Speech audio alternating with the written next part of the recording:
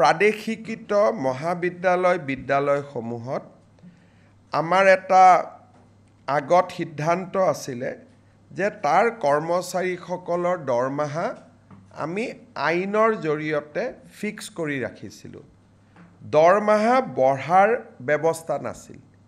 যি দৰমহা আছিল তাতে তেওঁলোক থাকি গৈছিল।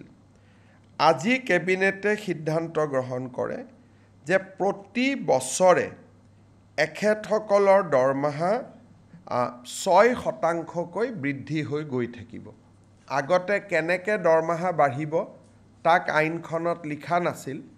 এতিয়াৰ পৰা প্ৰাদেশিকৃত বিদ্যালয়ৰ কৰ্মচাৰীসকল, তৃতীয় আৰু চতুৰ্থ বৰ্গৰ কৰ্মচাৰীসকলৰ দৰমহা প্ৰতি বছৰে 6% ইনক্ৰিমেণ্ট পাই গৈ থাকিব। জিঅ'গ্ৰাফিকেলি ডিজএডভান্টেজ স্থানত শিক্ষকতা কৰে, তেওঁলোকে আগতে বদলি হ'বৰ কাৰণে আইনমতে অতি কমেও 12 বছৰ শিক্ষকতা কৰিব লাগিছিল। আজি আমি আগৰ প্ৰতিশ্ৰুতি অনুসৰি বিধানসভাত আইনৰ সংশোধনী আহিব।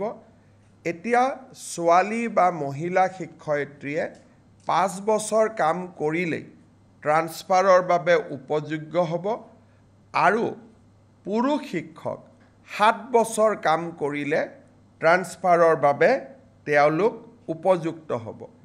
এই আইনখন সংশোধনীৰ বাবে আজি কেবিনেটে অনুমোদন জনায়।